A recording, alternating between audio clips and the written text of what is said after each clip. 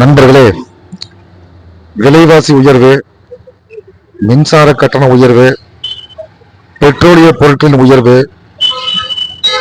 வீட்டு வாடகை உயர்வு போன்ற விலைவாசி உயர்வால் அன்றாட வாழ்க்கையை நடத்த சிரமப்படும் இந்த வேளையில்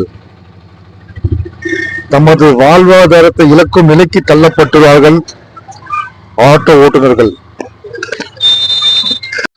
காரணம், மாநில அரசிடம் எந்த விதமான அனுமதியும் பெறாமல் இயங்கும் பைக் டாக்ஸிகளால் தான் ஆட்டோ ஓட்டுநர்களின் வாழ்வாதாரமே தற்போது கேள்விக்குறியாகியுள்ளது.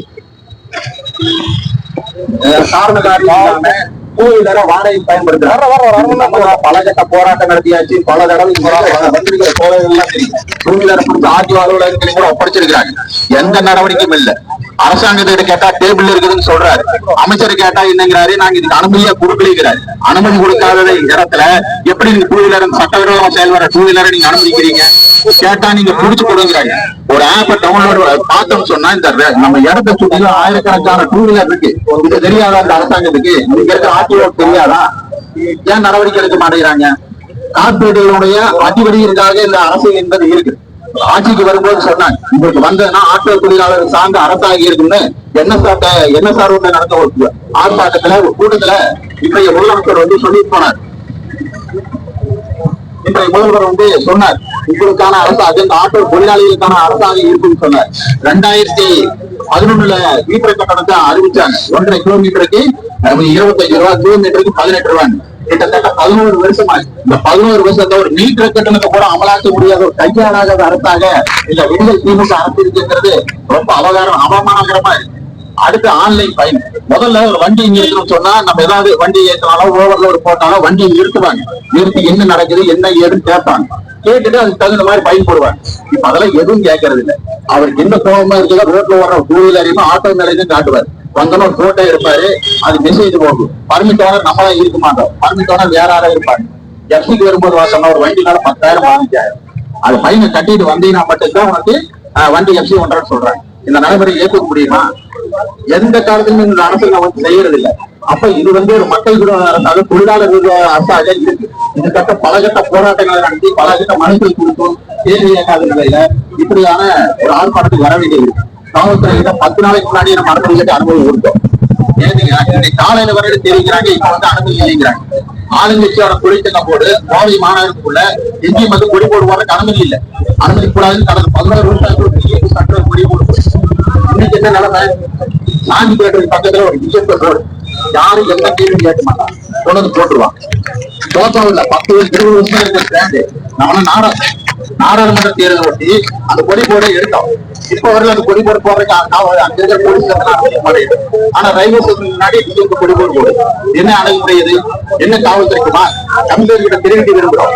ஆளுக்கு சங்கத்துக்கான ஒரு அணுகுமுறையில நீங்க செயல்படக்கூடாது. எல்லா சங்கங்களுக்கும் ஒரே மாதிரி நடக்கணும் அப்படிங்கிற வேண்டுகோளோடு இந்த போராட்டம் என்பது நடக்கிருக்கு. அடுத்தபடியாக நாளைக்கு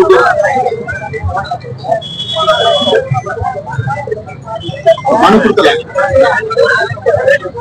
நண்பர்களே, முதலில் பைக் டாக்ஸி ஓட்டுநர்களாக ஆண்கள் தான் இயக்கி வந்தார்கள். தற்போது பைக் டாக்ஸி ஓட்டுநர்களாக பெண்களும் இயக்குகிறார்கள் என்பதுதான் மிகவும் வேதனையான விஷயமாக உள்ளது. அது தற்போது வளர்ந்து முதலில் பைக் டாக்ஸியில் ஒரு நபரை மட்டும் பின்புறமாக அமர வைத்து கூட்டிச் சென்றார்கள். தற்போது நமது கண்ணெதிரிலேயே இருவரை பின்புறமாக அமர வைத்து பைக் டாக்ஸிகளில் அழைத்துச் செல்கிறார்கள். இதை யார்தான் கேட்பது? நம்மால் வேடிக்கை மட்டுமே பார்க்க முடிகிறது. வேற என்ன செய்ய முடியும்? வட்டார போக்குவரத்து அலுவலகத்தின் முன்பாக நம்மால் நமது கண்டனத்தையும் ஆர்ப்பாட்டம் நடத்தும் விதத்திலும்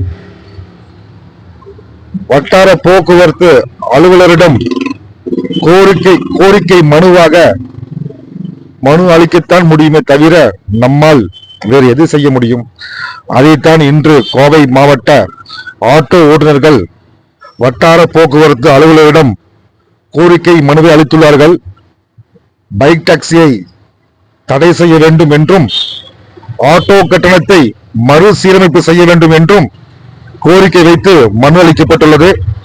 பார்ப்போம், விரைவில் நமக்கு ஏதேனும் நல்ல செய்தி கிடைக்குமா என்று ஆர்வத்துடன் உங்களில் நானும் எதிர்பார்த்து காத்திருக்கின்றேன். நன்றி, வணக்கம்.